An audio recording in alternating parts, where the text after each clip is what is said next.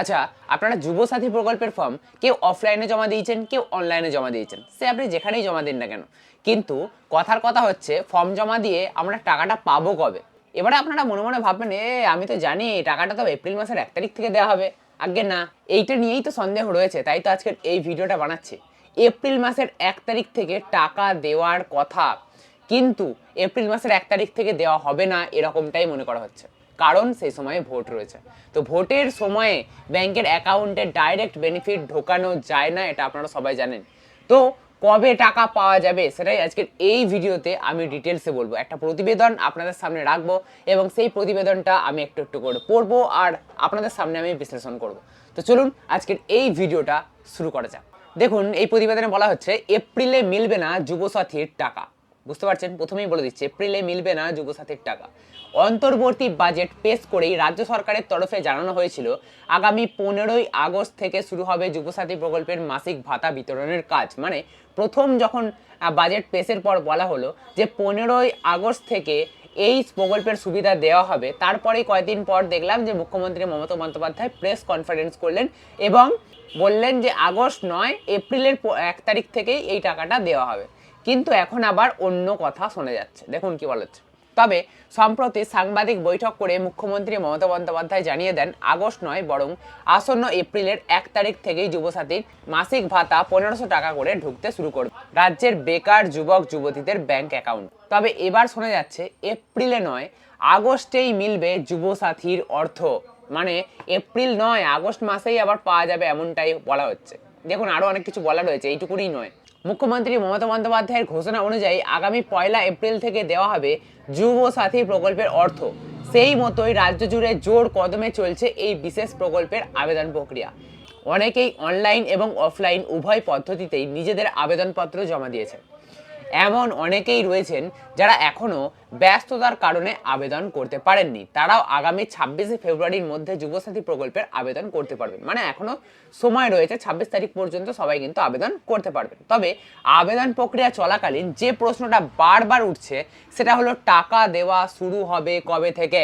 স্বাভাবিকভাবেই আপনারা ফর্মটা জমা দিয়ে কি করবেন? টাকা পাওয়ার জন্য আপনারা ফর্মটা জমা দিচ্ছেন, মাসে মাসে 1500 টাকা করে পাবেন, কিন্তু এই টাকাটা কবে থেকে পাওয়া হবে এ নিয়ে সরকারের তরফে এপ্রিল মাসের প্রথম দিনকে সামনে রাখা হলেও হিসাব বলছে আগামী আগস্টের প্রথম দিন অর্থাৎ 1 আগস্ট থেকেই যোগ্য আবেদনকারীদের অ্যাকাউন্টে ঢুকবে টাকা। সেক্ষেত্রে এপ্রিল থেকে হিসাব করে আগামী আগস্ট পর্যন্ত মোট 4 মাসের অর্থ অর্থাৎ 6000 টাকা একসাথে দেওয়া হবে যোগ্যদের ব্যাংক অ্যাকাউন্টে। আসলে ঘাড়ের কাছে নিঃশ্বাস ফেলছে বিধানসভা নির্বাচন। এখনো পর্যন্ত বাংলার নির্বাচনের নিঘণ্ট প্রকাশ করেনি জাতীয় নির্বাচন কমিশন। তবে আশা করা হচ্ছে আগামী এপ্রিলেই রাজ্যে শুরু হয়ে যেতে পারে বিধানসভা নির্বাচন। মূলত সে কারণেই এপ্রিলে ভোট পর্ব শেষ করে ফলাফল প্রকাশিত হওয়ার পর তৃণমূল যদি ফের বাংলার সিংহাসনে বসে, সেক্ষেত্রে আগস্ট থেকে শুরু হতে পারে যুবসাথী প্রকল্পের টাকা দেওয়ার কাজ।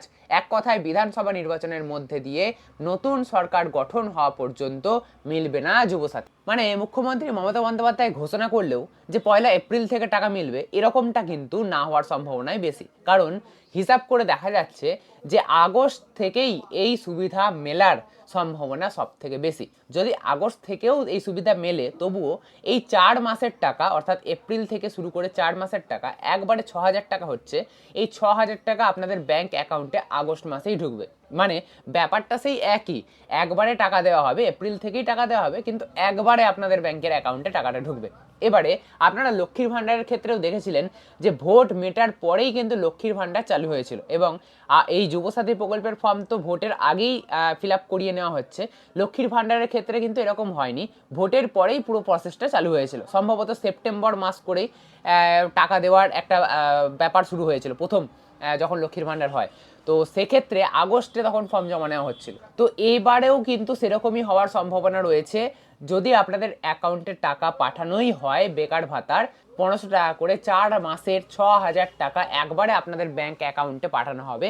আগস্ট মাস থেকেই নতুন সরকার গঠন হওয়ার পরেই কিন্তু এই টাকা দেওয়ার প্রসেসটা হবে বলেই মনে করা হচ্ছে। দেখুন এই খবরটা ইন্ডিয়া হুড থেকে আমি পড়লাম, এছাড়া নিউজ 18 বাংলাতেও প্রকাশিত হয়েছে, তাই এই ব্যাপারে কিন্তু আপাতত কোনো সন্দেহ নেই। এছাড়া আপনাদের বলে রাখবো, যারা যারা চিন্তা করছেন এখনো যে এ বাবা এপ্রিল থেকে টাকা পাবো না, তাদের চিন্তা করার কিন্তু কিছু নেই। আপনারা একই ব্যাপার, সেই এপ্রিলের টাকাটা আপনারা কয়েক মাস পর পাবেন, একটু অপেক্ষা করা ভালো। একবারে এক থোক টাকাটা পাবেন 6,000 টাকা, ভালো লাগে। আজকের ভিডিও থেকে এতটুকুই ইনফরমেশন আপনাদের দেওয়ার ছিল। আশা করবো আজকের এই ভিডিওটা আপনাদের অনেক ভালো লাগবে, অনেক উপকারে লাগবে। যদি আজকের এই ভিডিওটা আপনাদের একটুও ভালো লেগে থাকে তাহলে অবশ্যই একটা লাইক করবেন। এরকমই নতুন নতুন আর ইন্টারেস্টিং ভিডিও পেতে অবশ্যই চ্যানেলকে সাবস্ক্রাইব করে রাখতে ভুলবেন না।